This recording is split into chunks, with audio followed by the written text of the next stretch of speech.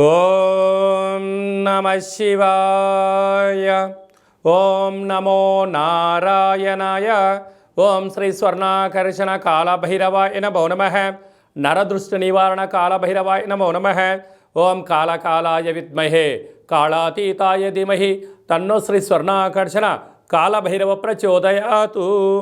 హరి ఓం. మా ఛానల్కి స్వాగతం. చూస్తున్న వీక్షకులకు ప్రేక్షకులకు ప్రియ కాళభైరవ భగవద్బంధుకి స్వాగతం పలుకుతూ మమ్మల్ని ఎంతగానో ఆదరిస్తూ ఉండబడినటువంటి ప్రియ సోదరి మండలకు అందరికీ కూడా వసంత పంచమి మాఘ పంచమి సాక్షాత్ మహాసరస్వతీదేవి అమ్మవారి యొక్క ఆశీస్సులు అందరిపైన ఉండాలని, అందరినీ విద్యావేత్తలుగా, జ్ఞానవంతులుగా, గుణవంతులుగా, సంపన్నవంతులుగా అమ్మవారి యొక్క ఆశీస్సులు ప్రసాదించాలని కోరుకుందాం. 1వ తారీఖు 2వ నెల 2024 నుండి 15/2/2024 వరకు పుట్టినటువంటి వారందరికీ కూడా ముందస్తుగా జన్మదిన శుభాకాంక్షలు. గతంలో వివాహం చేసుకున్న వారికి వివాహ వార్షికోత్సవ శుభాకాంక్షలు. ద్వాదశ రాశుల్లో గ్రహ గమనాన్ని ఒకసారి వీక్షింపచేద్దాం. మేషరాశిలో గురువు, కన్యరాశిలో కేతు సంచార స్థితి, ధనుసు రాశిలో కుజుడు బుధుడు శుక్ర సంచార స్థితి, మకర రాశిలో రవి సంచార స్థితి, కుంభరాశిలో శనిచర స్వామి స్వక్షేత్ర సంచార స్థితి, మీనరాశిలో రాహు సంచార స్థితితో ద్వాదశ రాశుల్లో గ్రహ గమనాలు ఈ విధంగా ఉన్నాయి.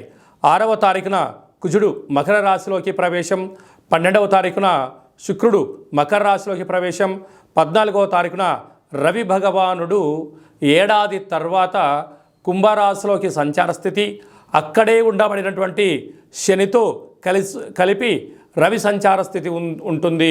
కనుక ద్వాదశ రాశిలో గ్రహ గమనాల్ని అనుసరిస్తూ ఈ యొక్క పక్షం రోజుల్లో ఎలా ఉండబోతుందో సవివరంగా సంపూర్ణంగా తెలుసుకుందాం. కన్యరాశి వారు మాఘ పంచమి సందర్భంగా ఎలాంటి విధిని పాటించాలి, అమ్మవారి యొక్క ఆశీస్సులు ఎలా పొందాలో ఈ వీడియోలో సవివరంగా సంపూర్ణంగా తెలుసుకుందాం. కన్యరాశిలో ఏ నక్షత్రాలు వస్తాయనగా ఉత్తరా నక్షత్రంలోని 2, 3, 4 పాదాలు, హస్తా నక్షత్రంలోని 4 పాదాలు, చిత్తా నక్షత్రంలోని 1, 2 పాదములు కలిపితే కన్యరాశి. కన్యరాశి యొక్క అధిపతి బుధుడు. ఈ డేటా ఆఫ్ బర్త్ లేనటువంటి వారికి పేరు యొక్క మొదటి అక్షరాన్ని అనుసరిస్తూ ఆ రాశిని తెలుసుకునే ప్రయత్నం అవుతుంది. అవి ఏ అక్షరాలు ఒకసారి పరిశీలన చేద్దాం. టో, పా, పి, పు, ష, అణ, ట, పే, పో అక్షరాల వారందరూ కూడా కన్యరాశి జాతకులే. కన్యరాశిలో ఉండిన వారందరికీ కూడా రాశాధిపతి బుధుడు అవ్వడం వలన, బుధుడు ఆకుపచ్చ రంగులో ఉండడం వలన, ఎమరాల్డ్ గ్రీన్ అనేటువంటి రంగులో ఉండడం వలన అమ్మవారికి ఆకుపచ్చ రంగు కలిగినటువంటి వస్త్రాలు, గాజులు, నీలం రంగు పువ్వులతో అర్చన చేయడం వలన బుద్ధి జ్ఞానం చేత, సత్ప్రవర్తన చేత, సద్జ్ఞానం చేత ఉన్నతమైనటువంటి జీవన విధానాన్ని వీరు పొందబోతారు అని చెప్పడంలో ఏమాత్రం సందేహమే లేదు.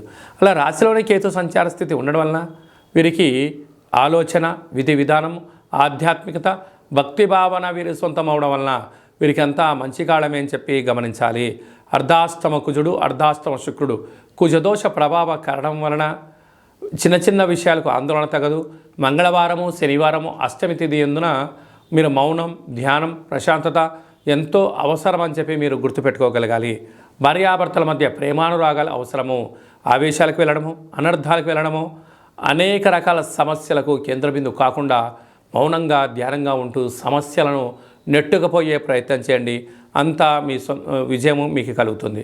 పంచమ స్థానంలో బుధాదిత్య రాజయోగ కారణం వలన, రవి బుధులు అక్కడే సంచారం చేయడం వలన తల్లిదండ్రుల నుంచి, మీ పెద్దవాళ్ళ నుంచి ప్రభుత్వ ఉద్యోగం రావాల్సినటువంటి వారికి ఉద్యోగము రావడము, స్థిరాస్తులు, చరాస్తులలో అద్భుతమైన విజయం మీ సొంతం కాబోతుంది. 6వ స్థానంలో శనిచర స్వామివారు స్వక్షేత్రంగా ఉండడం వలన రుణభయం, చొరభయం, అగ్నిభయం, వాహన ప్రమాదాలు పొంచి ఉన్నాయి. తస్మాత్ జాగ్రత్త.